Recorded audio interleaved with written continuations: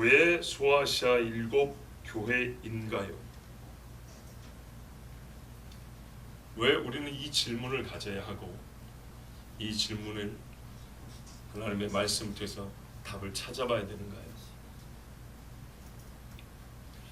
일단 제가 저 역시도 잘 알지 못하는 문제를 설교하게 되었다는 것을 고백해야겠습니다. 심히 아마 부족합니다. 실제로 성경에 왜 7교회인지 설명을 해놓지 않습니다. 우리가 예를 들어서 여기 에베소 교회가 나오는데 에베소 교회 보면 에베소서가 있지 않습니까? 에베소서의 내용을 보면 왜 에베소에 이 편지를 썼는지를 그 목적과 이유를 알 수 있습니다. 데살로니가 전서를 읽어보면 그 본문 안에 왜 이 편지를 썼는지 이유가 다 나와 있고, 고린도 전서를 보면 왜 고린도 교회에 이 편지를 썼는지 그 목적과 의도를 다 분별을 알 수가 있는데, 뭐랄까 빤히 드러나 보이는데, 이 7교회는 편지를 쓰라 하긴 했지만은 왜냐하면 게 없습니다. 물론 각 교회의 형편을 보면 편지를 쓸 만한 이유들이 다 있어요. 어떤 교회는 격려해야 되고 어떤 교회는 책망해야 되고, 그렇게 보면 다른 교회도 가능해요. 근데 굳이 왜 7교회일까요? 그것도 한 지역에 머물러 있는. 또 하나의 문제는 뭐냐면 그 교회만의 필요를 말할 것 같으면 2장 3장이면 족합니다. 그렇지 않습니까? 근데 4장부터 22장은 분명히 이 땅에서 일어나는 일과 직접적으로 상관이 없거나, 그러니까 이 땅에서 일어나는 현상을 다루지 않거나, 또는 나중에 있을 일, 진짜로 나중에 있을 일을 말하고 있습니다. 저 20장에 가보세요. 새하늘과 새 땅 이야기란 말이죠. 그거는 어느 일개의 교회와만 관계 있는 이야기가 아닙니다. 2장에 에베소 교회여 들으라 하고 너희가 큰 시험도 이겨냈는데 첫사랑을 버렸다. 이 말씀은 에베소 교회에게 딱 적합해져. 적합성이 있어요. 그런데 저기 짐승의 편은 에베소 교회만의 문제는 아니란 말이죠. 좀 넓혀서 이 7교회 문제만은 아니라 이 말이죠. 모든 교회 문제이죠. 근데 이 모든 교회에 해당되는 이야기하고 7교회에 직접적으로 주신 말씀 하나로 묶어가지고 요한계시록이라는 한 편의 편지를 완성하셨어요. 그리고 이거를 필사해요. 7교회 각기 나눠줬다.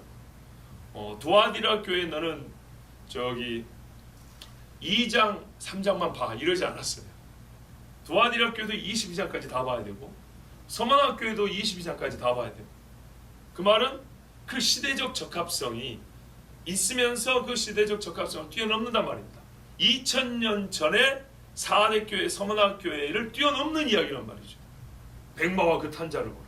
7인과 7나팔 7대접. 이거는 분명히 2000년 전 이야기가 아니고 앞으로 오실 주님을 바라볼 때 우리가 겪을 일 아니겠습니까? 그렇다면 이 모든 것들을 종합해 봤을 때 우리는 그냥 에베소 교회, 서머나 교회 그러지 말고 장차 있을 일에 대하여 모든 교회 경고하는 이러면 되잖아요. 예수님이 마태복음 24장 25절을 볼 때 특별히 베드로에게 말한다, 요한에게 말한다 그냥 안 하고 모든 사람에게, 이것은 유대인뿐만 아니라 모든 사람에게 주는 말씀이라 이렇게 또 덧붙여서 말씀해놓지 않았습니까? 그렇게 차라리 처음부터 7교회를 주목하지 말고 장차 세워질 모든 교회, 끝까지 살아남아 있을 모든 교회에게 주는 하나님의 경고의 메시지라, 또는 소망의 위로라 이렇게 하시면 좋을 텐데, 앞에 딱 보면 분명히 7교회에게 주는 말씀이라고 요 7교회 편지하라 했기 때문에 내용의 스케일은 그렇지 아니한데 말이죠. 그래 봤을 때 이게 정말 궁금하다는 거죠. 그리고 이 궁금증을 풀어가는 과정에서 우리에게 하나님께서 주시는 조금 더 깊은 메시지, 깊은 뭔가 가르쳐 주시고 싶은 그런 말씀이 있다고 저는 봅니다. 그래서 여러분에게 이 말씀을 가지고 전하는데, 명시적으로 이유가 나와 있지 않기 때문에 이거는 주께서 우리에게 주신 이 사고의 능력을 가지고 추론을 해봐야 됩니다. 여러 가지 조그만 단서를 가지고 모아서 하나의 문장, 이것 때문이다라는 문장을 완성해 가봐야 됩니다. 그렇기 때문에 분명히 허점이 있을 것이고 제가 온전치 못한 것이 있을 겁니다. 정확하게 이것이다 100% 확신할 수 없는 그런 말이 있겠지만, 여러분 우리가 최소한 생각이라도 해보고 그 답을 차지하는 과정 안에서도 우리는 하나님의 은혜가 족하게 주어질 줄로 믿습니다. 왜 소아시아 7교회인가 봤더니 이 문제를 저만 고민한 게 아니고 유수의 신학자들도 궁금했더라고요. 본인들이 생각해도 이게 이상한 거예요. 그래서 일반적으로 뭐라고 말하면 크게 4가지인데요. 첫 번째, 제일 쉬운 답이에요. 전체 교회를 상징한다. 근데 여러분, 이거는 어떤 교회를 갖다 대도 이렇게 말할 수 있는 거 아닙니까? 왜 소아시아 7교회가 전체 교회를 상징합니까? 상징을 할 것 같으면 합의된 상징성이 있어야 돼요. 우리가 사랑을 하트로 표시하자라는 암묵적 동의가 있고 사회적 합의가 있는 것처럼. 왜요? 사람의 사랑을 하고 어떤 감정이 움직이면 뭐가요? 심장이 하트가 움직이잖아요. 시퍼렇게 달아오르잖아요. 쿵쾅쿵하고. 그러니까 하트하면 사랑인 거예요.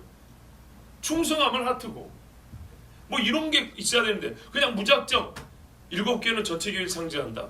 예루살렘 교회가 전체 교회를 상징한다면 그게 훨씬 더 낫지. 우리가 이제 사도행전 탐도에서 좀 들었지만은 소아시아 7교회는 사도행전 안에서는 무명한 교회들입니다. 이름도 안 나오는 교회들입니다. 말하자면 2000년 전에 사도 바울이 선교할 때 매 꼬랩에 있던 교회들입니다. 근데 이게 중요합니다.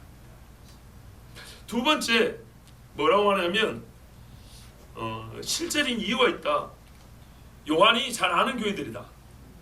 근데 우리가 알다시피 요한이 개척한 교회가 아닙니다. 그죠? 그리고 바로잡을 일이 있고 이 교회들이 말을 잘 듣기 때문이다. 수용성이 있기 때문이다. 이것은 여러분 말을 잘 듣느냐 안 듣느냐는 편지를 쓴 이유하고 별개죠. 모세가 바로에게 왔지만 바로가 말을 잘 들었습니까? 안 들었죠. 말을 잘 듣는 거 하면 고린도 교회도 잘 들은 것 같은데. 그렇죠? 실제적인 필요가 없는 교회가 어디 있어요? 다 필요했었지. 이거는 너무 이 성경 끄트머리에 있는 마지막 계시록을 쓰기에 뭔가 이유로는 한참 부족합니다. 이게 학자들이 하는 소리입니다. 세 번째, 다른 교회들과 메시지를 공유할 것이 기대되어서. 7개 다 편지를 쓰면 이 사람들은 워낙 잘 나눠본단 말입니다. 그래서 다 돌려본대요. 여러분 이게 얼마나 진짜 이런 말하려고 그렇게 많은 공부를 했나 싶을 정도입니다. 우리에게 27권 성경이 있죠. 잘 보세요. 갈라디아서가 어떻게 우리에게까지 왔을까요? 갈라디아서는 갈라디아 지역에 있는 교회에다 쓴 겁니다. 갈라디아 지역에다 쓴 편지가 어떻게 오늘 대한민국까지 왔냐고요. 고린도 교회에 쓴 편지가 어떻게 우리한테 와 있죠? 잘 돌려볼 것이 기대되어서 다른 교회가 다 이미 했어요. 골로새 교회에 쓴 편지도 주변 사람들이 돌려보고 그 사람들이 너무 혼자 보기 아까워서 또 베껴가지고 또 돌려보고 그래가지고 어떻게 해요? 예수님 사후 얼마 되지 않아서 예수를 믿는 교회는 27권의 말씀이 거의 다 공유화되었어요. 요한계시록보다 한참 전에 마태복음이 이미 다 돌려보고 있었어요. 7번째, 아주 현대적인 답변입니다. 하나의 문학적 장치이다. 뭔 말인지 모르겠어요. 문학적 장치라는 거는 보통 우리가 성경에서 뭐랍니까? 완전수 7. 근데 이 완전수 7을 어디다 써먹으려고 그러는지 모르겠어요. 요한계시록 보면 7777이 반복되고요. 666이 반복됩니다. 6개가 반복되게 나와요. 그런 차원에서 하나의 7 시리즈를 완성하기 위해서 7개 교회다. 그 정도로 지금 얘기하는 거예요. 여러분 이게 세계적인 신학자들이 내놓은 4가지 이론입니다. 받아들일 만한 게 있습니까? 없지요. 왜 그런지 아십니까? 이 사람들은 성경을 일단 하나님의 말씀에 권위 있는 말씀으로 보지 않기 때문입니다. 진짜 말 그대로 문학으로 보기 때문입니다. 그러면 소위 세상 학문의 배움으로는 제가 그들보다 약하지만 제가 하나님 앞에 기도하고 성경대로 진짜 제 자신이 봐도 부족하긴 한데 양심적으로 이보다는 낫게 말할 수 있겠어요. 정말로 하나님 말씀을 그대로 보면 이보다는 낫게 볼 수 있겠어요. 하나님 주신 추론의 능력을 사용해서 한번 볼게요. 요한계시록은 1장 1절에 뭐라고 되냐면 예수 그리스도에 관한 계시가 아니라 예수 그리스도의 계시라 그럽니다. 예수님이 직접 줬다는 얘기입니다. 그만큼 이거는 하나의 문학으로 보면 절대 안 됩니다. 누가 누구에 관하여 쓴 것은 꾸몄을 수도 있고 사람의 생각에 들을 수 있지만 관하여가 아니라 주신 것을 그대로 받았다는 겁니다. 처음부터 요한계시록은 직접 계시입니다. 요거를 부정하면 요한계시록 처음부터 잘못 읽는 겁니다. 내용은 하나님께서 반드시 일어나야 할 일을 종들에게 보여주시려고 주셨다. 1절에 분명히 그렇게 되어 있죠. 예. 그리고 이 일들은 본 것들, 지금 있는 것들, 이후에 있을 것들로 구성되어 있습니다. 그렇죠. 자, 요한계시록은 예수께서 직접 주신 계시인데 예수님이 요한에게 직접 주실 때 물론 천사를 통하여 주긴 했어요. 그런데 그건 아버지가 주신 거를, 아버지가 의도하신 것을 아들이 그대로 그거를 가지고 베풀어 주셨다는 얘기입니다. 근데 그 내용이 뭐냐면 19절에 네가 본 것, 지금 있는 일, 장차 될 일을 기록하라 그랬어요. 요거를 기록한 게 예수 그리스도의 계시고 요한계시록입니다. 여기서 본 것들이 중요한데요. 소아시아 7교회 편지를 쓴 이유와 관련이 깊습니다. 본 것. 물론 장차 있을 일도 전부 다 상관이 있습니다. 그런데 우리가 지금 왜 소아시아 교회인가를 이해하기 위해서는 저 뒤로 가기 전에 본 것부터 파악을 하는 것이 중요합니다. 본 것이 이해가 되면 그 나머지는 자동적으로 이해가 됩니다. 자, 이 본 것이 뭐냐 조금 더 자세히 보면 요한이 주의 날에 나팔 소리 같은 큰 음성을 듣고 봤다 그랬습니다. 말씀을 들었는데 그 말씀을 보려고 돌이켰대요. 말이 얼마나 생동감 있었으면 보이는 것 같았다 그랬어요. 그래서 말을 보려고 뒤로 봤더니 실제로 보이는 분이 있었어요. 자, 1장 12절 후반부를 보십시오. 내가 돌이킬 때 알아보려고 음성을 알아보려고 돌이킬 때에 7 금촛대를 보았는데 촛대 사이에 인자 같은 이가 발에 끌리는 옷을 입고 가슴에 금띠를 띠고 그의 머리와 털에 희기가 흰 양털 같고 눈 같으며 그의 눈은 불꽃 같고 그의 발은 풀무불에 단련한 빛난 주석 같고 그의 음성은 많은 물소리와 같으며 그의 오른손에 7별이 있고 그의 입에서 좌우에 날선 검이 나오고 그 얼굴은 해가 힘있게 비추는 것 같더라. 내가 볼 때 그의 발 앞에 엎드려져 죽은 자같이 되며 그가 오른손을 내게 얹고 이르시되 두려워하지 말라. 나는 처음이요 마지막이니 곧 살아있는 자라. 내가 전에 죽었었노라. 볼지어다 이제 세세토록 살아있어 사망과 음부의 열쇠를 가졌노니 그러므로 내가 본 것과 지금 있는 일과 장차 될 일을 기록하라. 네가 본 것은 내 오른손의 7별의 비밀과 또 7 금촛대라. 7별은 7 교회의 사자요 7 촛대는 7 교회니라. 아멘. 자, 네가 본 게 뭐냐 했더니 내 오른손에는 7별 7 금 등잔 때의 신비라. 이것이 네가 본 것이라고 했어. 요거를 기록을 하래. 그러니까 지금 요한이 큰 나팔 소리 같은 그 소리를 듣고 뒤를 또 돌아보니까 예수님이 쓰신 거예요. 사람이 눈으로 볼 수 있는 예수님의 완전한 모습. 예. 지금 하늘에 계신 영광 중에 계신 예수님의 모습 그대로. 누구는 뭐 제사장은 비교가 안 되고요. 완전한 영광 중에 계신 만왕의 왕의 모습인데 예수님이 자기를 나타낼 때 소위 어떤 배경 가운데 나타나셨어요. 7 금촛대가 있고 그 사이에 걸어오시는 모습으로 자기를 드러내셨어요. 그리고 본인의 몸만 이렇게 뭐니까 의복을 입은 것이 아니고 무언가를 손에 쥐고 있었어요. 그게 뭐니까 7 별을 쥐고 있었어요. 그쵸? 요거를 보여주면서 주님 말하면 요 지금 본 것을 기록하라 그 말이에요. 이게 네가 본 거예요. 아시겠죠? 요 본 것과 네가 본 것은 곧 7 별, 내 오른손에 7 별과 일곱 금등잔 때의 신비라 이랬어요. 이게 네가 본 거예요. 그러니까는 지금 딱 뒤를 돌아봐 본 거 요거 요 모습을 기록하라는 거예요. 예수님이 일곱 별로 손에 쥐고 있고 일곱 그 촛대 사이를 걷고 계시는 이 모습을 기록하라 하는 거예요. 이것이 요한계시록 기록돼야 될 첫 번째 말씀이었고 실제로 첫 번째로 1장에 기록해놨습니다. 그렇죠? 그런데 이 일곱 별이 뭐냐? 일곱 금촛대가 뭐냐 했더니 일곱 별은 일곱 교회의 사자요, 일곱 촛대는 일곱 교회니라 이렇게 말씀했어요. 그런 다음에 2장에 에베소 교회 사장이 편지하라 일곱 선에 있는 일곱 별을 붙잡고 일곱 금촛대 사이를 거니시는 이가 이르시되 하면서 이 모습 그대로를 가지고 일곱 교회 말씀합니다. 그렇기 때문에 이 소아시아 일곱 교회는 주님이 이 편지를 그 교회에 쓰는 이유가 뭔가 예사롭지 않은 진짜 신비로운 이유가 있다는 겁니다. 신비에 속한 이유가 있다는 얘기입니다. 맞지요? 왜? 일곱 별과 일곱 금촛대의 비밀, 신비라 이렇게 말씀하면서 일곱 교회에 쓰란 거예요. 그냥 뭐 전체 교회 대표니 뭐 편지를 잘 나눠볼 것 같아서 요거하고 아무 상관없는 거예요.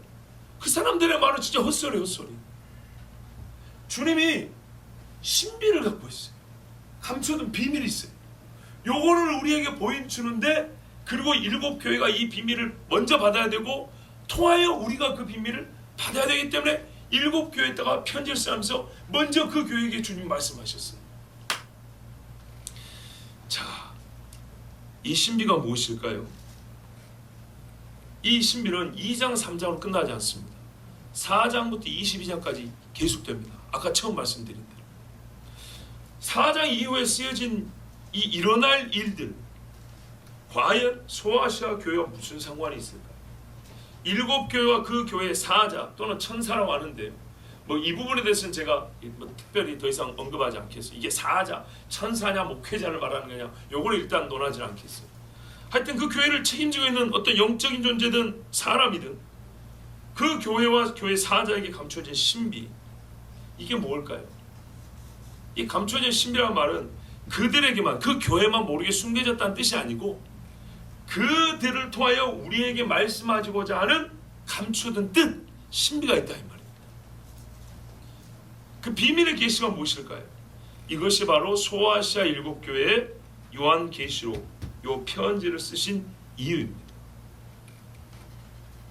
일단 여러분, 우리가 소아시아 일곱 교회에 대해서 약간 좀 배경 설명이 필요하죠.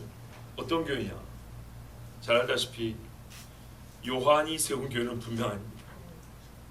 바울과 바울의 제자가 세웁니다.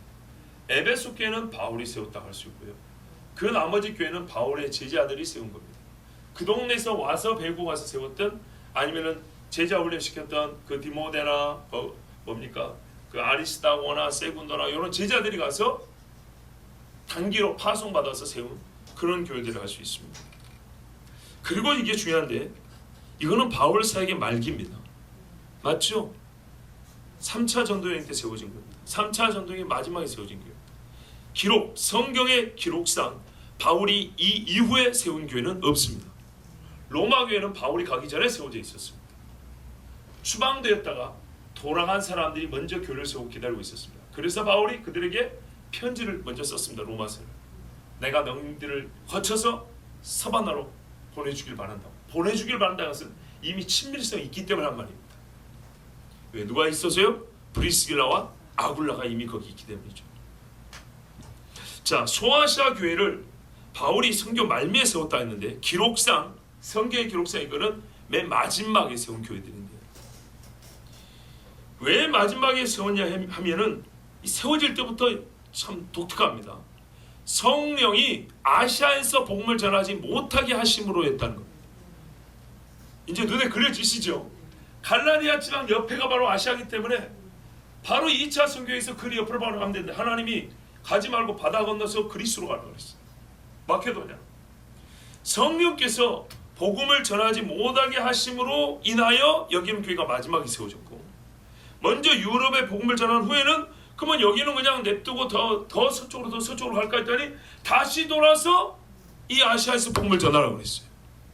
에베소를 열어주셨단 말이에요. 그리고 아시아 전역이 복음을 듣게 됐어요. 그래서 에베소에서 소동이 날 때 뭐냐면 이 아시아 전체가 난리가 났다 지금. 요 바울의 일당 때문에 우리가 다 망이 생겼다. 이렇게 말하지 않았습니까? 얼마나 교회가 강력했던지 아시아 전체가 들썩들썩했다는 겁니다. 자, 그러면 성령이 아시아 사람들이 복음을 못 듣게 한 게 아니고 복음을 듣게 하실 때를 정하셨고 어떤 방식으로 복음이 그들에게 들어와야 되는지 언제 들어와야 되는지 이 모든 것들을 섭리하셨다는 것이죠.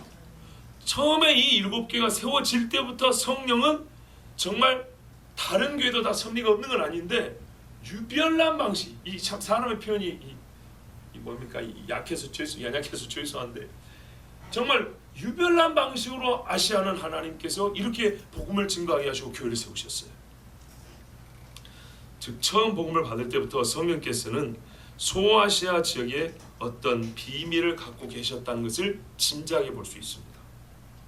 남겨놓고 나중에 와서 교회를 세우는데 아주 강력하게 아시아를 들썩거리도록 바울이 직접 각 지역을 간 것도 아닌데도 불구하고 이렇게 교회를 세웠어요. 그들은 생각보다 강했어요. 그렇지 않습니까? 바울이 직접 가서 세운 것도 아닌데. 자, 그리고 이 비밀은 바울이 이미 죽고 마지막 사도인 요한이 살아 계시를 받는 이때에 드러나고 있는 중입니다. 처음 바울이 교회를 세울 때 성령께서 왜 이 아시아를 마지막에 복음 증거 지역으로 정하셨는지에 대해 우리가 궁금증을 갖는데 그 궁금증이 바울도 죽고 요한이 마지막 사도로 살아남아있는 지금 이때 그 궁금증이 이 마지막 시대에 관한 말씀을 주심과 함께 풀려지는 것 같다 이 말입니다. 주님은 마지막에 있을 일들을 이 아시아 7교회에 알리시고 또 이들을 통하여 주의 모든 교회에 알려지게 하셨습니다. 그래서 우리가 지금 보고 있습니다. 이는 곧 아시아의 교회들이 처음 세워진 과정과 마지막 편지를 받게 된 이유가 상호 깊은 관계가 있음을 암시합니다. 마지막에 세워진 교회가 마지막 편지를 받게 되었다. 그것이 이 안에 감춰진 신비에 속한 것일 것이며 또한 주님 오시기 직전 곧 세상의 마지막에 있을 교회들에게 주는 메시지를 이 자체가 그 안에 이 소아시 7교회가 받았다는 그 자체가 이미 이 마지막에 있는 교회들에게 주시는 하나님의 뜻과 메시지가 들어있다고 볼 수 있다 이 말입니다. 여러분 잊지 마십시오. 우리 주님은 오늘 11절 말씀 앞부분에 이렇게 말씀하셨습니다. 이르시기를 나는 알파와 오메가요 처음과 마지막이라. 우리가 보는 성경에는 빠졌습니다. 괴악한 인간들이 생략해버렸습니다. 삭제죠, 삭제. 번역을 안 했습니다. 우리 번역에 보면 이르되 이렇게 돼 있죠. 말씀하시되입니다. 이르되 하고 그 사이에 뭐가 있냐면 나는 알파와 오메가요 처음과 마지막이라 네가 보는 것을 두루마리에 써서 이렇게 돼 있습니다. 즉 처음과 마지막에 관한 이야기가 이 7교회의 신비에 들어있다 이런 말입니다. 근데 이 부분을 빼놓으니까 이상한 학설들이 나오는 거예요. 그렇죠. 그러니까는 첫 시대에 세워진 마지막 교회가 마지막 시대에 남은 마지막 교회를 향하여 주시는 말씀을 담기에 가장 적합한 그릇들이었고 전달자로서 또한 그들이 우리의 앞서서 보여줄 그 시대적 예표로서 그들이 역할과 기능을 담당하고 있었기 때문에 주님은 이들에게 말씀을 주는 겁니다. 처음과 마지막을 함께 생각하면서 왜 소아시아 7교회인가를 우리가 조금 추론해 보겠습니다. 자, 먼저 생각할 것은 아시아의 7교회는 요한 계시록의 수신인이고 후대를 위한 전달자입니다. 이 두 가지 역할과 기능이 있습니다. 수신자로서 수신해야 할 이유가 있고 그 이유가 동시에 이 편지의 목적이 이제 수신해야 될 이유가 바로 편지의 목적이기도 하죠. 동시에 후대에 이 편지를 받을 자들에게 수신자의 정체성을 알려주는 역할이 있었던 것입니다. 무슨 말이냐면 제가 좀 말을 어렵게 했는데요.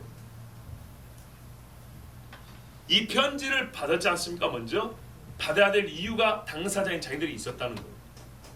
그리고 후대 전달자죠. 이거는 전달을 얼마나 잘하냐의 기능의 문제가 아니고 어쨌든 전달은 됩니다.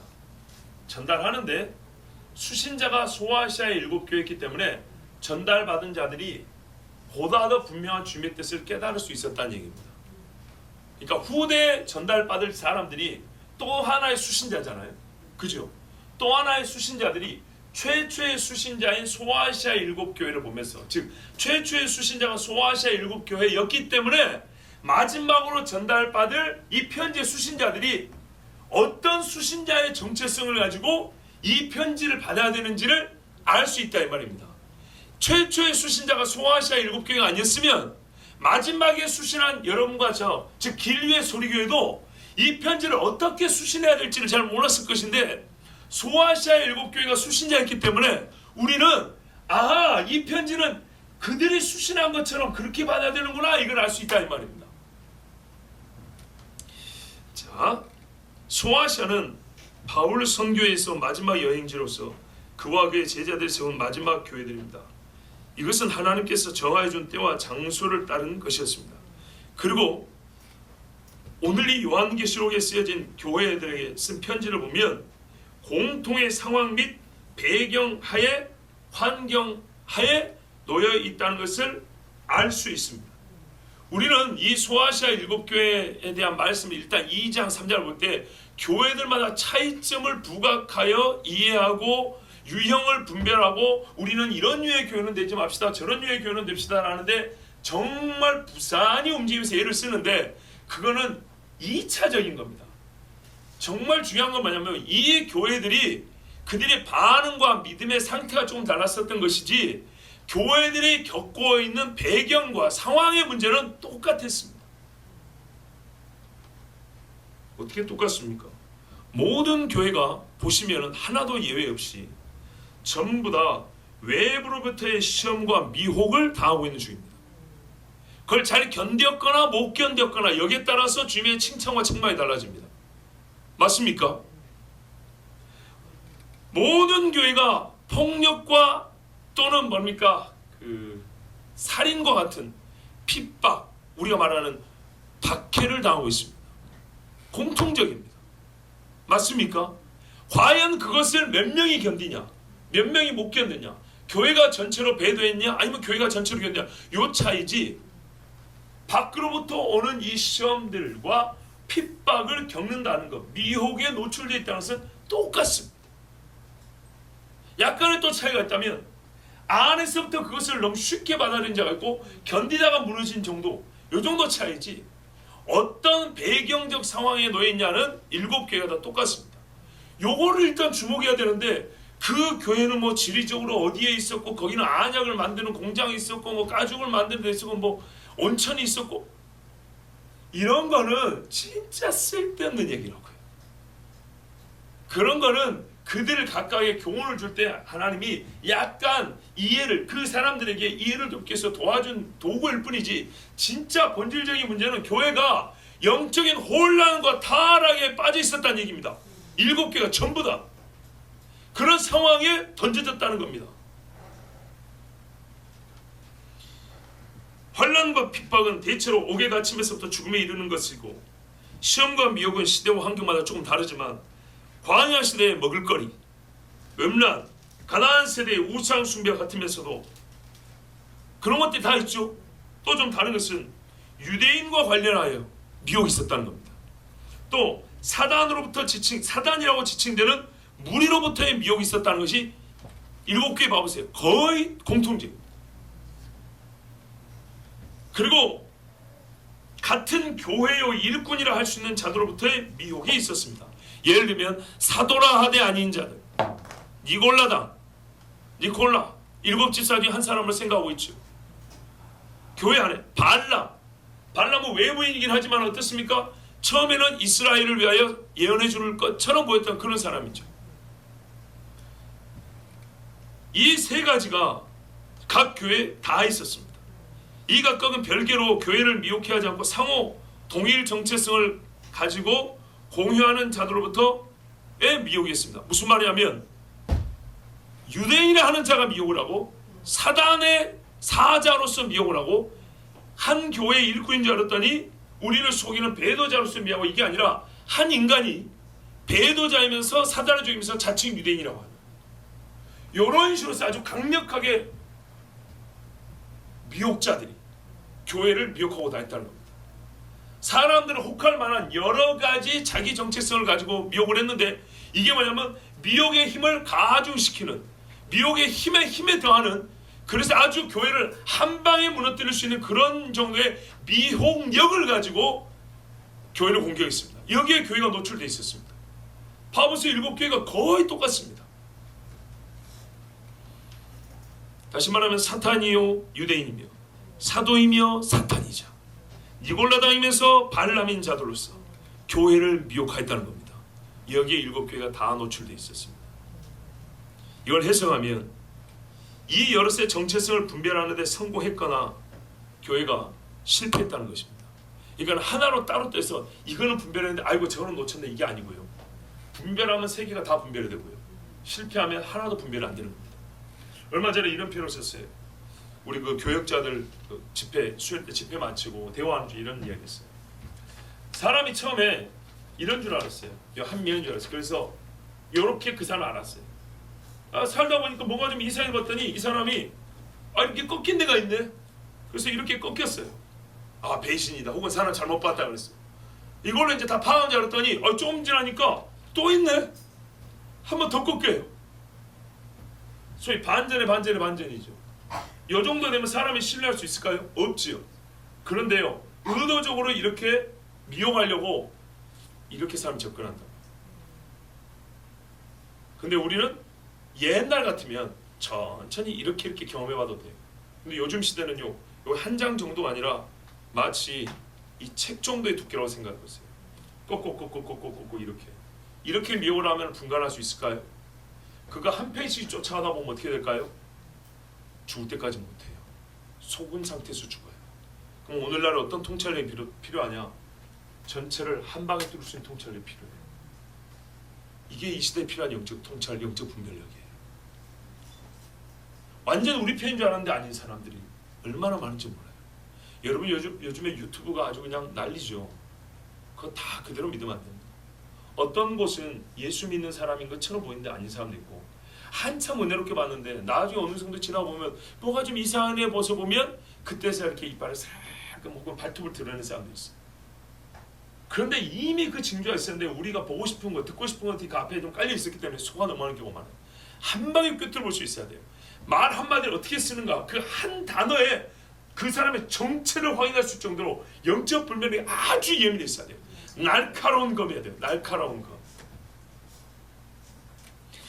자, 그러니까 어떻게 해요? 사탄이자 유대인이며 사도이자 사탄이며 니골라임에서 발람이고 발람인데 유대인이고, 이런 자들이 교회를 미워하고 있었다는 것이 7교회의 공통적입니다.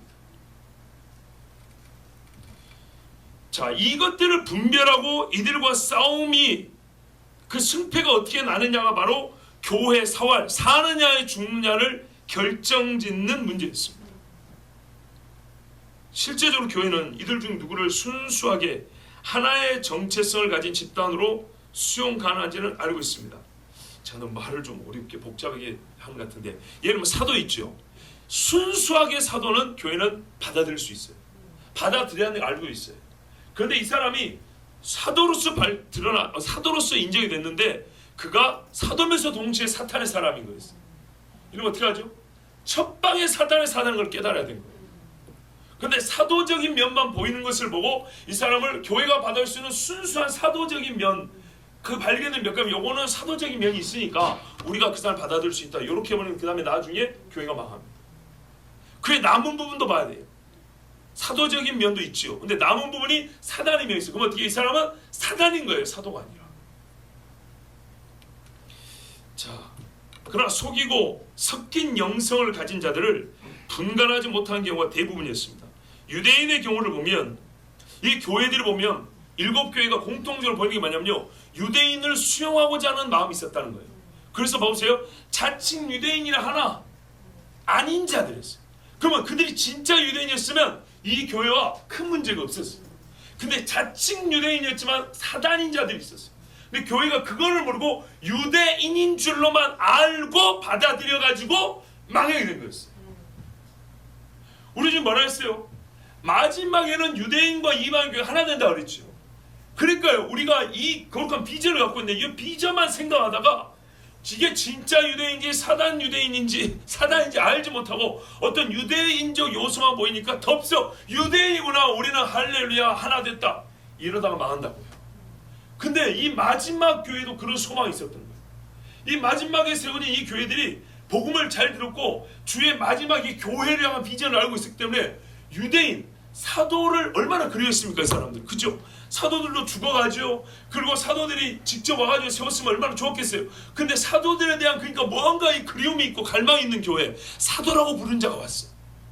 그 유대인과 하나 되는 그 비전이 주님이 이 세계 교회를 향한 비전인데 그것을 말하면서 우리도 크리스찬인데 유대인이라고 왔어요. 그럼 어떻게 될까요?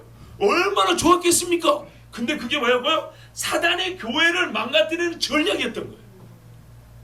그것에 미혹당해서 다 자빠졌어요. 이 사람들이 세상의 영광을 구하려고 했던 게 아닙니다. 말하자면 하나님이 말씀하신 교회됨을 원했던 것입니다. 하나님이 말씀한 이 땅에 세워질 가장 온전한 교회의 상을 그들의 비전을 갖고 있었습니다. 근데 바로 그 교회 비전을 함께 하고자 하는 것처럼 보였던 놈들 때문에 망한 겁니다. 정작 예수님은 내쫓아버리고 자기들이 이미 배가 부르다고 우리는 부유하다고 다 갖췄다고 했는데 40새끼를 잡아놓고 배부르다 했느니 어떻게 예수님이 그들과 함께 있을 수 있겠어요? 자, 유대인의 경우도 교회는 이 사람들을 아까 말씀드린 수용하고 있습니다. 다만 그들이 사탄의 무리로서 유대인으로 가자한 것이 문제인데 그걸 분간하지 못했습니다. 이 정도로 교회가 처한 특징적 사안을 우리가 이제 간단히 한번 보았습니다. 그러니까요, 차이점을 볼 게 아니에요. 차이점은 사실은 외형, 그러니까 나타난 현상은 좀 다른데 본질은 똑같은 문제 있어요. 아시겠죠? 인정하십니까? 본질적으로 똑같은 문제였어요.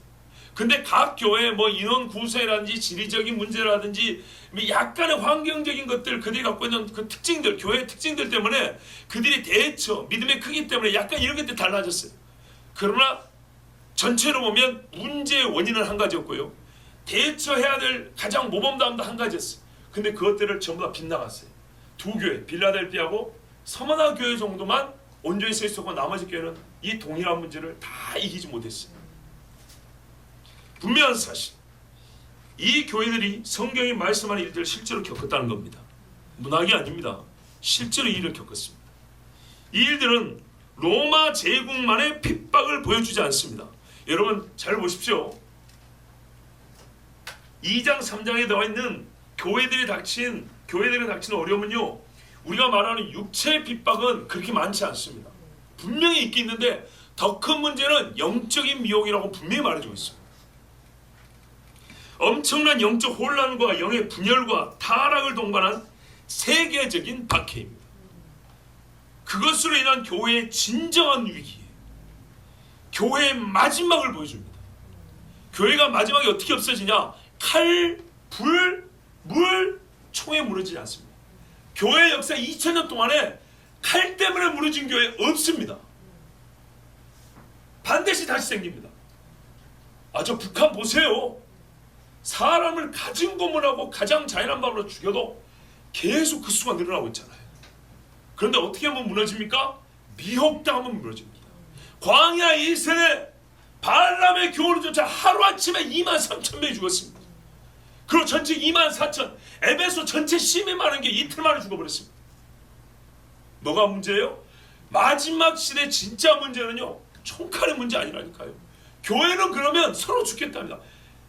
전쟁터에서도 그런다잖아요. 처음에 총을 못 쐈는데 누가 하나 피 흘리면 그때부터 그냥 죽기 살기 달라붙는다 하죠. 마귀도 이제 알아요. 사람을 죽이면 처음에는 겁을 먹게 나중에는 나도 죽겠다 그런 사람이 나온다는 거. 여러분 지금 우리가 믿음이 없으니까 설마 그러죠. 그런데요, 그때가 되면 주님이 생각지도 못한 믿음을 줍니다. 평상시에 경건의 훈련을 부지런히 하십시오. 그런데 교회가요, 밖에서의 위험이 크지 않아도요, 자빠진 것은 영적 미혹입니다. 영적 타락입니다. 이거는 교회를 뭡니까? 티끌 하나 남겨주지 않고 아예 그냥 싹 쓸어버릴 수가 있습니다. 겉모습이 화려하게 남아있어도 교회가 아닌 겁니다. 마귀가 사로잡아 버립니다. 그러면 그거는 교회가 없어진 거나 다름없지요. 아직도 건물에 비련이 있으세요? 막 로마 구약하고 건물을 불태워야 그게 교회가 없어진 겁니까? 가정에서 모이고 지하에 굴파고 숨어서 모인다니까요. 그건 교회가 없어진 게 아니에요.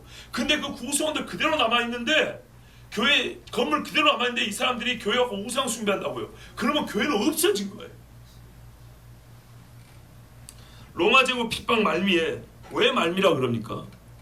사도 요한이 살아있잖아요. 다 죽고 사도 요한만 살았잖아요. 그리고 사도 요한이 살아서 쓴 편지잖아요. 그럼 무슨 말이죠? 소아시아 7교회가 지금 살아있다는 얘기지 않습니까? 할렐루야, 할렐루야. 이 우리가 지금 알고 있는, 지금까지 남아있는 그 나름대로의 그 정세를 따르면 사도 요한이 제일 마지막까지 살아남았고, 요한이 맨 마지막에 쓴 편지가 요한계시록인데 당시 요한 나이를 80대로 보지 않습니까? 예? 그러면 네로 치하에 바울이 죽은 게 60년 됩니다. 20년 전에 죽었어요. 아시겠죠? 바울도 죽고 베드로도 죽고 다른 사도들 다 죽었어요. 그 버가모에서 그 누굽니까? 버가에서 도망갔던 애 마가 있죠? 얘도요 북아프리카에서 베드로 따라다녔다 있죠? 북아프리카에서 선교하다가 말이 사지를 째서 능지처참으로 죽었어요. 예? 그렇게 초대교회 신자들이 진짜 하나님 앞에 피 흘려서 복음을 전했어요. 보세요. 마가 같은 인간도 그렇게 순교한다니까요. 그 파산해가지고 그거 못 견디다고 했다는, 그 짐 무겁다고 해도 사지가 찢겨 죽어도 예수 부인하잖아요. 우리의 지금 믿음이 작아도 말이죠. 마가 끝까지 사도 옆에 붙어 다녔어요. 회개하고 돌아와서 복음에서 뛰어다녔어요. 하나님께서 마지막에 주려 죽을 수 있는 믿음을 줍니다. 믿음을.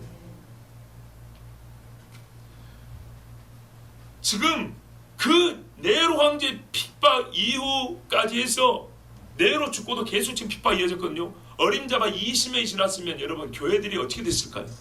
씨가 말랐겠죠. 그러면 우리가 지금 이 요한계시록에 소아시아 7교회 편지를 쓴다는 말은 소아시아 7교회가 지난 최소 20년 동안 얼마나 큰 환난과 핍박을 견디면서 싸웠는지 아시겠죠? 20년을 견뎠는데 지금 망하게 생겼네. 왜요?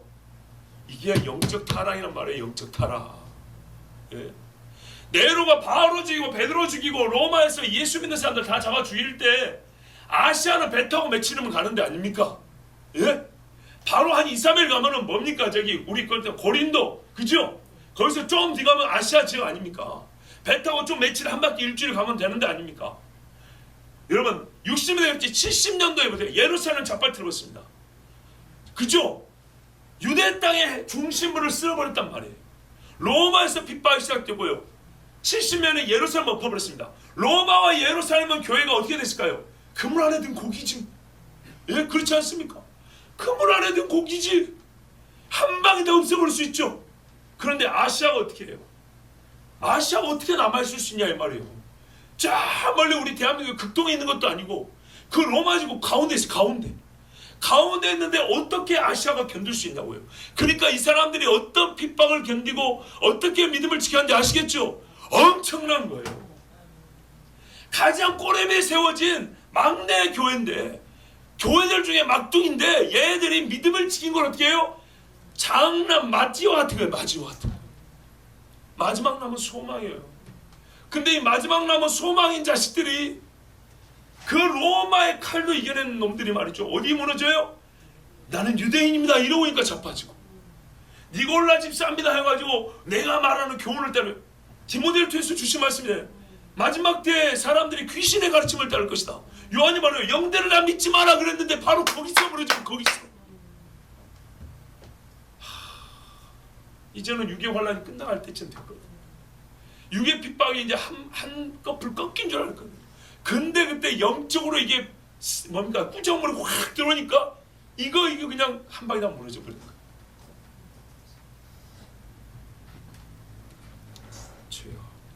로마 제국 핍박 말미에 소아시아 7교회는 생명을 아직 유지하고 있었습니다. 수많은 교회가 겉보기에 사라진 그때도 이 교회는 살아 있었습니다. 말하자면 이 땅의 마지막 소망이었습니다. 예루살렘이 무너진 지가 지금 언제입니까? 그러나 그들은 풍전등화였으니 로마의 무력과 폭력에 의한 핍박뿐만 아니라 사탄의 미혹이 극에 달하여 성도들이 스스로 무너져갔기 때문입니다. 이에는 자칭 유대인, 사도, 교회의 일꾼들이라는 자들이 합사했기 때문입니다. 로마의 일꾼이요, 로마가 아닌 척하지만 실제로는 로마와 같은 자들이었던 겁니다. 교회의 일꾼인 척하지만 적그리스도 제국의 종인 자들이 교회를 잡아뜨리는 겁니다. 로마는 로마에서부터 그리스도인들 죽이기 시작했습니다. 그리고 곧장 예루살렘을 무너뜨렸습니다. 로마와 예루살렘 사이는 모든 그리스도인에 대한 핍박이 갔습니다. 들리는 소리에 의하면 아굴라는 로마로 갔지 않습니까? 유대인 그리스도인, 특히 유대인 그리스도인에 대한 핍박이 심했기 때문에 로마를 탈출했다 합니다. 그리고 에베소로 갔다 합니다. 왜요? 에베소가 안전했기 때문에. 로마보다 에베소가 안전했기 때문에. 그런데 어떻게 해요? 시간차가 있었지만 에베소도 핍박이 있어서 로마 군인들에 이끌려 아굴라가 순교당했다. 부인이 로마 사람 브리스길라인데도 불구하고 그 남편이 유대인 그리스도인이기 때문에 에베소에서, 로마에서 위해서 도망쳤는데 에베소에서 죽었다. 아시아에서 죽은 거예요. 뭔가 좀 그림이 맞아져 가죠. 아시아가 어떤 면에서 마지막 남은 신자들의 거처였던 거예요.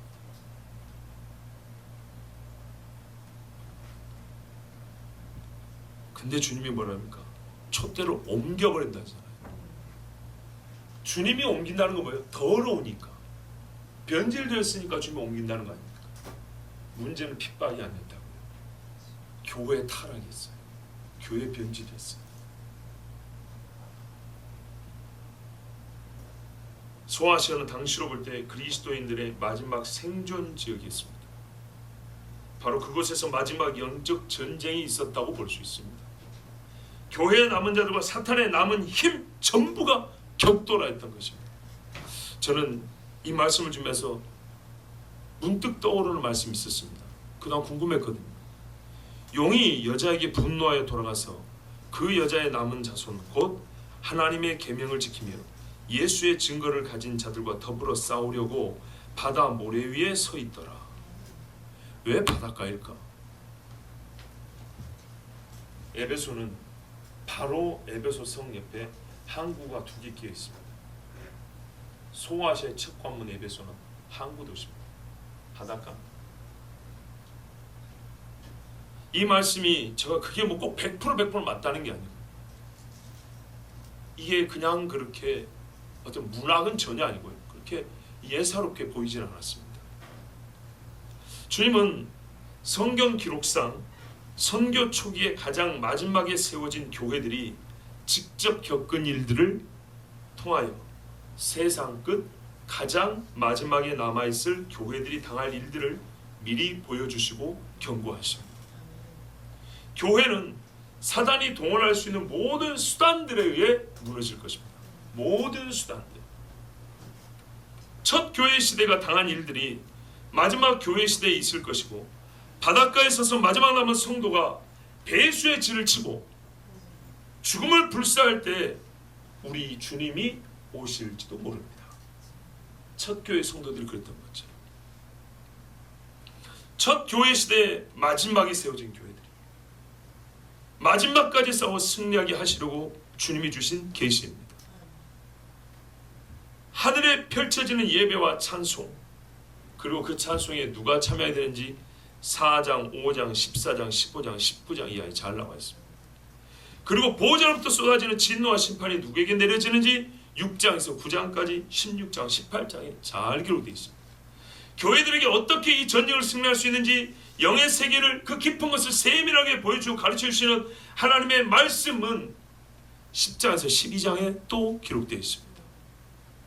이것이 마지막에 세워진, 마지막까지 남은 교회들을 위하여 주님이 보여주시는 승리의 전략, 전술이고 전투력입니다. 특별히 미혹에 대하여 강조하시고 미혹에 빠지지 않고 살 길을 보여주시는 13장, 17장을 주목해서 보십시오. 이게 당시에 7교회에 필요했던 말씀입니다. 그리고 똑같이 오늘 우리에게 필요합니다.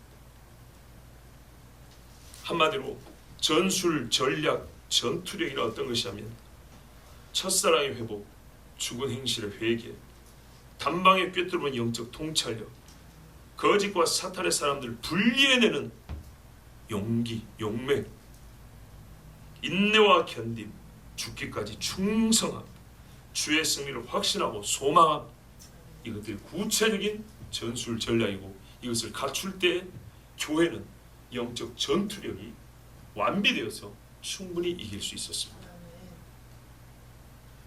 여기서 살을 깎는 고통을 견디는 방법, 마취제를 만드는 방법, 그런 거 없습니다. 진짜 중요한 것은 영의 싸움, 영적 미혹입니다. 그리고 이렇게 해서 주의 말씀을 듣고 승리하는 자에게 우리 주님이 무엇을 준다 그러냐면, 곧 이기는 자에게는 각 교회에 약속하신 상급이 있었죠. 바로 그것을 약속해 주셨습니다. 내가 주는 전투 방법, 내가 주는 무기, 내가 너에게 가르쳐주는 어떤 이 영적인 분별력을 가지고 너희가 싸운다면 반드시 이길 것이고, 성령의 교회에게 말씀하시니까요. 그 성령의 음성을 듣는 자는 반드시 이길 것이고, 그 이기는 자는 내가 이러이러한 상급을 준다, 주님 말씀하셨습니다. 여기에서 더 깊은 비밀은 저는 알지 못합니다. 여기까지가 이 종이 기도하고 또 하나님의 말씀을 통하여 추론하여 얻은 결과물입니다. 지나치게 상상하는 것은 금물이고, 또 이 정도만 하더라도 충분하다고 생각합니다. 소아시아의 마지막 남은 교회들을 대표하는 교회가 세워질 수도 있다고 봅니다. 진짜 세상 끝에 진짜로 소아시아 지역에 이 땅에 남은 교회가 그때도 남아 있을지도 모르겠습니다. 아니면 이 땅에 남아 있는 모든 성도들이 소아시아 지역에 모여서 마지막 전쟁을 하고 주님을 기다려 들지도 모르겠습니다. 그거는 조금 제가 이거는 진짜로 가정이고요. 그럴 수 있다라는 가정이고, 보다 중요한 거는 처음 시대에 마지막 세워진 교회가 마지막까지 견디었는데, 환난과 핍박도 어느 정도 견뎠는데, 끝내 이 교회들이 대부분 무너질 수밖에 없었던 이유는 영의 타락, 미혹에 이겨내지 못했다는 것이었습니다. 실제로 우리 이 마지막 시대의 교회들도 문제입니다. 그겁니다. 목을 자르고, 여러분 봐보세요. 성경에 보면 목배임을 당한 자의 수가 엄청 많습니다. 나옵니다. 저들이 누굽니까 했더니 환난을 견디고 온다 그랬어요. 목배임을 받은 자들이라고 했어요. 생각보다 정말 우리가 스스로 생각하는 작은 믿음인데도 희한하게 순교자의 수가 많다는 겁니다. 그런데 교회가 왜 무너지냐면 목배임 때문이 아니고요, 거짓 교훈 때문입니다. 여기서 한 가지만 제가 마지막으로 체크하고 말씀을 마치고, 이 교회들이요, 유대인으로 말미암아 초기부터 마지막까지 몸살을 앓는다는 걸 아셔야 합니다. 바울이 처음에 교회를 세울 때 유대인들 때문에 어려웠습니다. 근데 구원이 유대인 뜻이었고 본인도 유대인인데 어떤 유대인 때문이죠? 할례 받아야 한다는 유대인 때문에 교회가 자빠질 뻔했습니다. 그렇죠? 그것 때문에 편지를 썼지 않습니까? 할례가 뭐라고요? 복음과 배치되는 것이 아니라 이 유대인들은 뭐라고 주냐면, 우리도 그리스도인인데, 바울 선생님 좀 부조하게 말했어. 나도 그리스도인으로서 하는 말인데 복음을 완성을 하려고 말이지 할례를 받아야 돼. 복음의 반대가 아니라 뭐라고요? 복음의 완성으로서 할례를 받아야 된다고 했어요. 그래서 유대인 문제가 중요합니다. 그런데요, 우리가 마지막 때에 교회가 유대인들 돌아오는 유대인들의 교회와 이 이방인의 교회가 하나 되는 것, 이건 초대교도 비전이었다는가요?